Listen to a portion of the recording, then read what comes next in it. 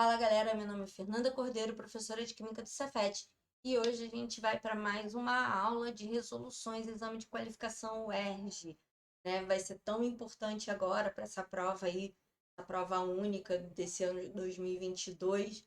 Então, a gente vai resolver várias e várias questões. Eu vou pegando um exame de qualificação de cada vez, beleza? Então, esse é o segundo exame de 2020. Então vamos lá, galera, vamos trabalhar aqui. Primeira questão, uma questãozinha fácil, né? E a gente já mata essa questão. Ele fala de um tipo de ligação interatômica. Ligação interatômica é ligação entre átomos. Então, ligação entre átomos, as respostas que ele espera aqui são covalente, iônica ou metálica, tá? Essas são as três possíveis respostas, porque é interatômica, é entre átomos. Então, a ligação de hidrogênio eu já arrisco aqui. Essa aqui não pode ser. Ele não quer entre moléculas. Ele não quer intermolecular. Intermolecular entre moléculas. Ele quer interatômica, entre átomos. Então, vai ser uma dessas três aqui: covalente, iônico, metálica. Só que ele fala que os elétrons das camadas mais externas transitam entre cátions de rede cristalina. Então, rede cristalina já me ajuda. Dificilmente vai ser covalente, porque covalente não é muito comum de ter rede cristalina. Aí ele fala que essa tal ligação é comparada a que se mata, a um mar de elétrons. Mar de elétrons, ele está ligado à ligação metálica. Como é que funciona a ligação metálica? Eu tenho várias espécies atômicas organizadas num cristal e várias espécies iônicas entremeando aqui, várias espécies iônicas, vários cátions, e vou ter um monte de elétron livre aqui na superfície migrando de forma aleatória. Então, vou ter um monte de elétronzinho aqui migrando de forma bem aleatória na superfície desse material. Se eu olhar esse material assim de ladinho, eu vou ter, se eu olhar esse material lateralmente, eu vou ter átomos neutros, eu vou ter cargas elétricas positivas nos cátions e um monte de elétronzinho livre zigue-zagueando de forma caótica nessa superfície. Cara, quando ele falou mar de elétrons, fechou tudo. Já sabe que essa ligação é iônica. Ih, dei spoiler, né? Aqui ele vai falar, isso é a ponta do iceberg, é uma metáfora utilizada em contextos que há uma informação sobre o que se pode perceber de imediato. Essa analogia é possível por 90% de cada um dos blocos de gelo estão submersos, ou seja, não estão visíveis. Que característica é essa? Gente, o que ele está dizendo é o seguinte: eu tenho uma água do mar, vejo lá o iceberg, que é enorme, mas eu vejo só a pontinha dele. Todo o resto, ó, tá aqui embaixo. A parte maior do iceberg está flutuando aqui embaixo. Por que isso, né? O que que faz? E muitas das vezes ele não está grudado lá embaixo, não, tá? Ele está flutuando mesmo. Isso, se ele está em flutuação, flutuação é uma relação de densidade. Então, lembra que densidade é massa sobre volume. E aí, quanto menor a densidade, densidade baixa, ele flutua. Então, aqui o que a gente tem é a flutuação desse iceberg. Tá? Boa parte dele está aqui embaixo, mas uma parte dele está aqui fora. O que faz ele ficar, né, 90% submerso e uma parte não submersa tem a ver com a densidade, tá? Vamos tentar só dar uma lembradinha nos outros, porque vocês confundem muito. Nessa, aquela capacidade do corpo ou permanecer em estado de repouso, ou permanecer em estado de movimento. Então, se ele tivesse parado, ele continuaria parado. Se ele estiver em movimento, ele permanece em estado de movimento. Dureza é o que mais vocês erram. Muita gente acha que uma coisa dura não quebra. E pelo contrário, não é verdade, tá? A dureza tem a ver com risco. Então as pessoas olham assim, diamante, o diamante é duro ou beça? Diamante não quebra.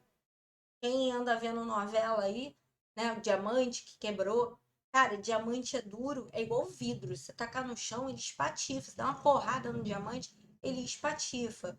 O que vocês confundem muitas das vezes é dureza com tenacidade. Uma coisa tenaz, você consegue bater, bater, bater, bater, bater, ela amassa, mas não quebra. Aí ela é tenaz, tenacidade. Dureza é capacidade de risco. Então, um diamante risca qualquer outra substância, mas quase nada é capaz de riscar um diamante. Tá? Então, dureza está ligado a risco. Risco, não a quebra. Coisas duras quebram, ok?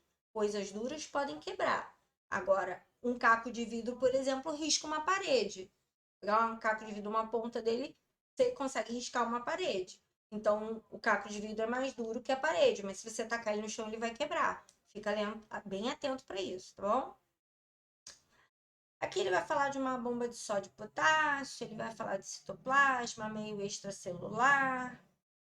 E aí ele vai falar de uma dissolução desses solutos. Eu tenho uma mistura de solutos aqui. Eu tenho uma mistura de cloreto de sódio e cloreto de potássio com concentrações e volumes diferentes. E aí ele quer que você calcule a concentração de íons cloreto. Ele está sendo bem específico, tá? Os íons sódio e íon potássio, ele não está se interessando. Na verdade, a pergunta dele está ligada a íons cloreto. Repara que o cloreto ele está vindo tanto da primeira solução quanto ele está vindo da segunda solução. Na primeira solução, ele está mais diluído. Na segunda solução, ele está mais concentrado. Se eu colocasse quantidades iguais, se eu colocasse, por exemplo, 500 ml de cada um, eu teria uma média aritmética, né? Eu teria uma média que seria aqui 0,15. Fácil de calcular. O problema é que ele não fez uma média aritmética aqui, galera, porque ele colocou uma quantidade menor do mais diluído e uma quantidade maior do mais concentrado. Então, eu vou calcular uma média, mas é uma média que vai acabar sendo uma média para cima. Então, vamos ver aqui, ó. Isso aqui é um cálculo de média ponderada, beleza? Não é uma fórmula, gente. Isso aqui não é uma fórmula. Isso é cálculo de média ponderada. Concentração do primeiro, 0,1. Ó, 0,1, concentração do primeiro. Volume do primeiro, 400. Mais a concentração do segundo, 0,2. Volume do segundo, 600. Ó, concentração do primeiro, volume do primeiro, mais concentração do segundo, volume do segundo. Isso tudo dividido pelo volume total, porque esse 1000 aqui vai descer. Então, isso aqui vai ser dividido pelo volume total. O volume total é só somar esses dois volumes. Por que eu coloquei tudo aqui em mililitro, se ele quer em mol por litro? Não tem problema, porque esses volumes vão cortar, tá? Quando eu colocar os volumes aqui, se eu botar mililitro aqui e colocar mililitro aqui, esses mililitros cortam. O que sobra vai ser mol por litro, beleza? Então, a minha unidade final aqui é mol por litro. A unidade de concentração que está igual aqui. Então, molezinha, né? Faz primeiro a multiplicação, aqui é só andar com a vírgula, que é multiplicação por 1. Faz a multiplicação, isso aqui vai dar 12 e anda com a vírgula, porque aqui tem uma multiplicação tem também, né? 6 tem. Soma tudo e divide. E aí a gente consegue chegar no valor 0,16. O que faz muito sentido, porque ele tem que ser um valor médio, já que é uma média ponderada, ele tem que ser um valor médio. Então, tinha que ser um valor entre 0,1 e 0,2. Se eu fizesse a média aritmética, eu teria achado 0,15. Mas, como eu coloquei mais uma quantidade maior do mais concentrado, ele tem que se aproximar do concentrado. Então, 0,16 está mais perto de 0,2 do que está perto de 0,1. Beleza? Essa aqui é muito tranquila.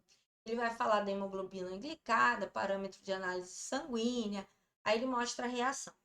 Aí ele quer saber o grupamento funcional na molécula de glicose que reage com a hemoglobina. Então, ele quer saber que grupo da glicose reage com a hemoglobina para formar a hemoglobina glicada. Gente, é só você olhar o grupo que está mudando, né? Ó, esse grupo tá igualzinho. Esse grupo, vou até marcar aqui, ó, tá igualzinho, ó. Esse tá igual. Esse grupo tá igual. Esse grupo tá igual. Esse grupo tá igual. E esse grupo tá diferente, ó. Esse grupo aqui tá diferente. esse grupo não é mais o mesmo grupo na hemoglobina glicada. Então, foi esse grupo que reagiu com esse aqui da hemoglobina. Significa dizer que isso aqui, ó, C dupla O em ponta de cadeia, é um aldeído, beleza? Molezinha, tá? Só tinha que perceber isso. Ele quer o grupo funcional. E aqui, inclusive, tá?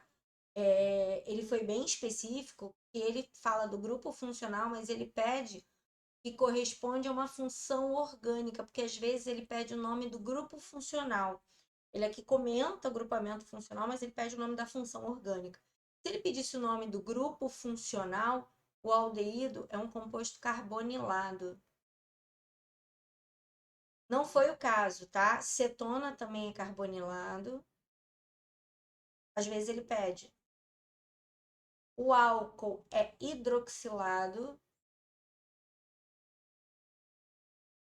E grupamento amina, se for amina primária, é grupamento amino, tá? Então, esse seria o nome dos grupos funcionais, caso ele pedisse o nome do grupo funcional e não da função. Para essa questão aqui, eu vou ter que fazer um balanceamento. Para eu fazer o balanceamento, esse aqui é balanceamento redox.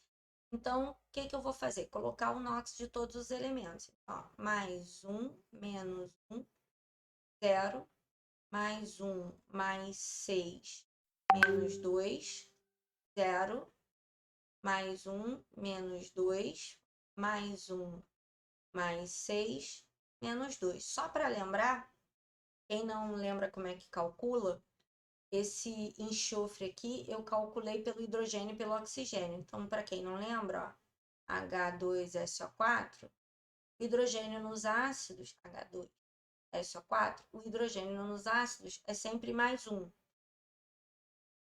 E o oxigênio nos ácidos é sempre menos 2, tá? Mais 1 vezes 2, mais 2. Menos 2 vezes 4, menos 8. Para essa soma dar zero, esse enxofre tem que ser mais 6. E daqui para cá, como eu continuo ó, SO4 e SO4, ele manteve o NOx. O potássio tem NOx fixo, tá? Então, o potássio dá um A tem NOx fixo mais 1. Substância simples vale sempre zero. Aqui o potássio vale mais 1, porque é NOx fixo, e aí eu consigo calcular o iodo. Então, vamos lá. Vou fazer as variações, tá? Então, a variação do iodo foi de menos 1 para 0. De menos 1 para 0, um único elétron. Vezes o maior índice que eu tenho aqui. O iodo aqui, o índice é 1, o iodo aqui, o índice é 2. Eu vou multiplicar por 2, que é sempre o maior índice. Então, eu fico com 2 elétrons. Quem mudou aqui foi o oxigênio. Ele saiu de 0 para menos 2. Então, de 0 para menos 2, a variação do oxigênio são 2 elétrons. Eu vou multiplicar pelo maior índice. Aqui é um 3, aqui é um 1. Então, vou multiplicar por 3. P, pode multiplicar o iodo de um lado e o oxigênio do outro? Pode, não tem problema absolutamente nenhum, tá? E aqui dariam 6 elétrons.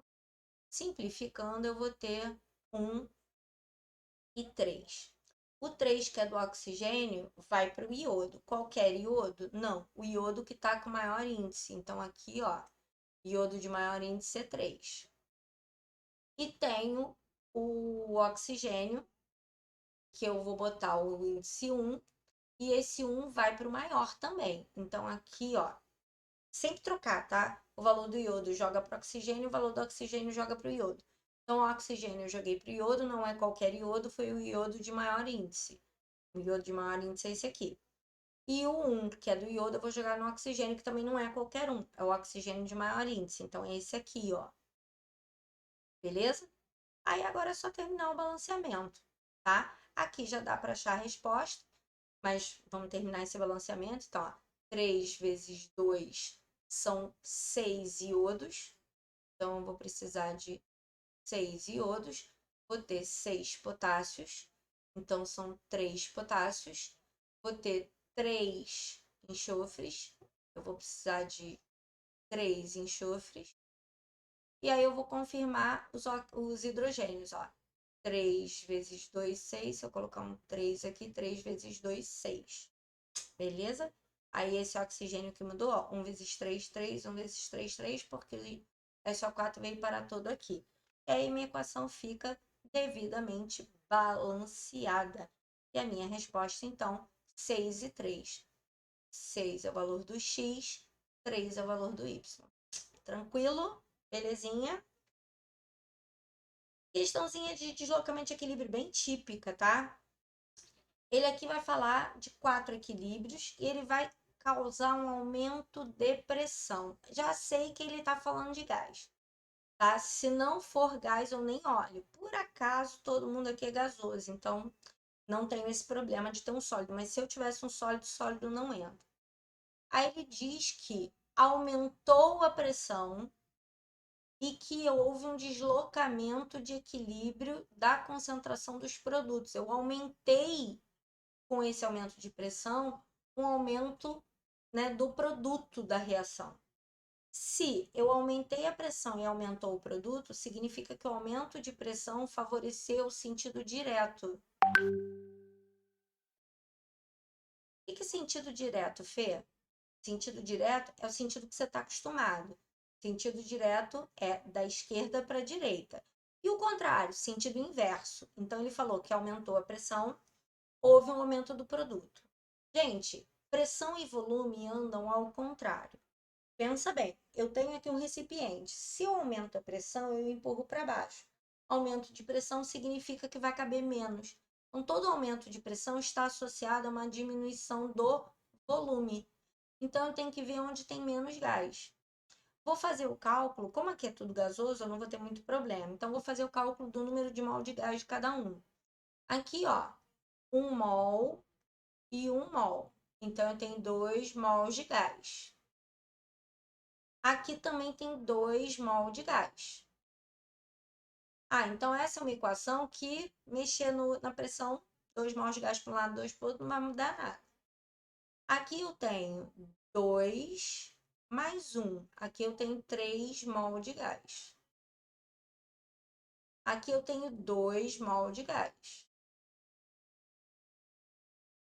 Se o aumento de pressão desloca no sentido de menor volume, então ela está deslocando para cá. Parece interessante. Vamos ver as outras. Aqui eu tenho 1 mol de gás. Aqui eu também tenho 1 mol de gás. Aqui eu tenho 1 mol de gás. Aqui eu tenho 1 mol de gás. Então, vou ficar com 2 mol no reagente e 2 mol de gás no produto. Ou seja, mexer na pressão aqui não vai me ajudar. Aqui eu tenho 2 mol de gás. Aqui eu tenho 2 mais 1, 3. Então, a hora que eu aumentar a pressão, ela vai deslocar no sentido de menor volume, ela vai deslocar no sentido inverso.